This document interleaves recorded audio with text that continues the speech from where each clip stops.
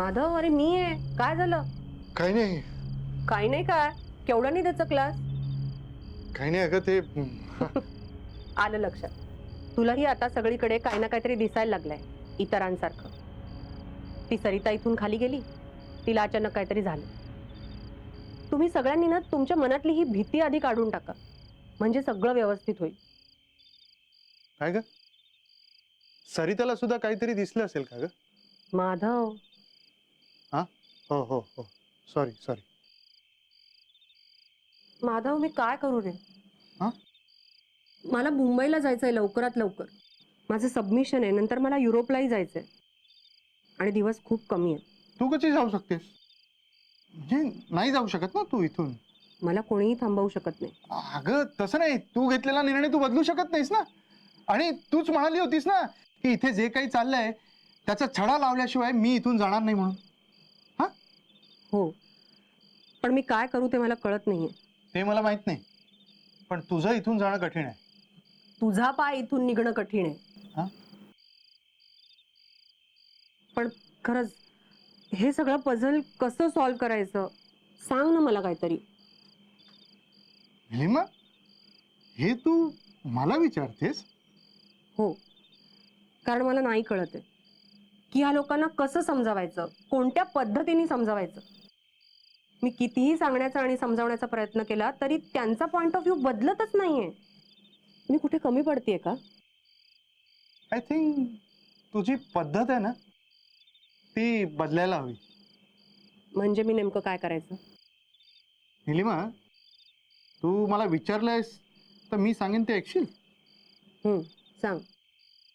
तू इथे बस जरा, बस. हा, मला सांग, प्रॉब्लेम नक्की काय आहे? एकच प्रॉब्लेम नाहीये, अनेक प्रॉब्लेम्स आहेत. प्रॉपर्टीचे वाद आहेत, त्यात हे रघु काका. आणि ह्या ज्या काही घटना घडतायत ना, त्याची कारणं हे लोक समजतायत ती नसावीत, रादर नाहीच आहेत. पण ते त्यांना कसं समजावायचं जे त्यांना पटेल ते मला कळत नाही. मग तू एक काम कर, मी सांगतो तसं कर. सर्वात आधी हे सगळं खरं आहे असं मानायचं. माधव, काय हे? प्लीज, आता तुला ऐकावंच लागेल हं? कारण तू माझ्याकडे सोल्युशन मागितलं होतंस, मी ते तुझ्याकडे घेऊन आलो नव्हतो. त्यामुळे आता तुला ते ऐकावंच लागेल. हा, तर काय सांगत होतो मी? हो, सगळं मान्य करायचं की सगळ्यात मोठा प्रश्न इथे संपला. हो, हे सगळं खरं आहे. Let's assume that. त्यानंतर प्रत्येक शक्यतेचा विचार कर, तर्काने विचार कर, आणि मग एक एक शक्यता खोडून टाकत जा. सरते शेवटी जी शक्यता उरेल ती कितीही अतर्कीय वाटली, इनकन्सिएबल वाटली, तरी तीच खरी आहे हे लक्षात घे. Problem solve. माधव, हा, हा विचार तू करू शकतोस? असं मी नाही, शेरलॉक होम्स म्हणाला. पण निलिमा, तुला एक सांगू, तू मला नेहमी म्हणतेस ना की माधव तू अडकत चाललायस, अडकत चाललायस. खरंच ग, मी अडकत चाललोय. मला यातून बाहेर पडायचंय. माधव, निलिमा, मला माझं गाव हवंय. मला माझी माणसं आजही हवी आहेत. मी त्यांच्यापासून लांब जाऊ शकत नाही. पण आता ना मला दडपण यायला लागले ग. मी आजारी असताना तुला एकदा विचारलं होतं मी मुंबईला परत जाऊ शकेन, तेव्हा तूच मला होप्स दिल्या होत्यास. तूच मला म्हणाली होतीस की मी तुला काही होऊ देणार नाही, मी तुझ्या सोबत आहे म्हणून. पण आता मी तुझ्या समोर असा उभा आहे. मला तुला यातून बाहेर काढायचंय आणि अर्चिसलाही सुखरूप बाहेर काढायचंय. पण कधी? माधव, कोणाला काहीही होणार नाही. आपण यातून सुखरूप बाहेर पडू आणि लवकरात लवकर मुंबईला जाऊ. माझ्यावर विश्वास ठेव. हो हो. मम्मा, काय झालं? नाही काय नाही, सगळं ठीक आहे. बरं, मला एका मित्राचा फोन आला होता. कॉलेजमध्ये काही प्रोजेक्ट्स आहेत ते करायचे. सो आता मुंबईला लवकर जावं लागेल. आता मी ठरवेन तेव्हाच जायचं.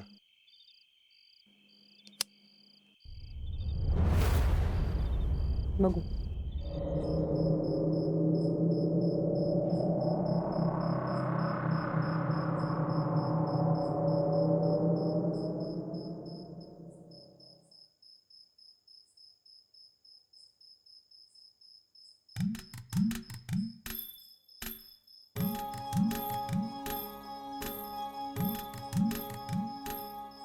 हॅलो, राज किरण प्रकाशन का?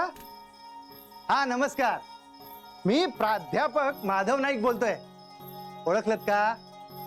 हा नाही, मला वाटलं तुम्ही माझं नाव बरोबर लक्षात ठेवलेलं असणार.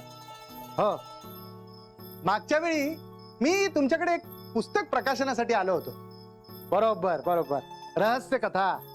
हो, काही कारणास्तव ते पुस्तक आपण प्रकाशित करू शकला नव्हता. नाही नाही, अहो नाही, हरकत नाही. छे छे, उलट मी तर असं म्हणेन, प्रत्येक गोष्टीची ना एक वेळ असते, ती तेव्हाच होऊ शकते, किंबहुना ती तेव्हा घडतेच. पण आता वेळ जवळ आली आहे. राज किरण प्रकाशनचं एक पुस्तक, एक कादंबरी मार्केटमध्ये येऊ शकते. हो हो हो नाही, मीच लिहिली आहे. हो, असं तुम्ही म्हणू शकता. हो, कादंबरी फार उत्तम आकार घेते. होय, अहो होय, थोडा अवधी तर द्याल. हो, पण एक आहे, आता आपल्याकडे वेळ नाही अजिबात. लवकरच कादंबरी पूर्ण होईल. हा, तेव्हा तुमच्याकडून काय ते मला कळू द्या. नाहीतर इतर प्रकाशक आहेतच ना. हो हो हो, नाही हो हो, ठेवू मग. हो, ठेव.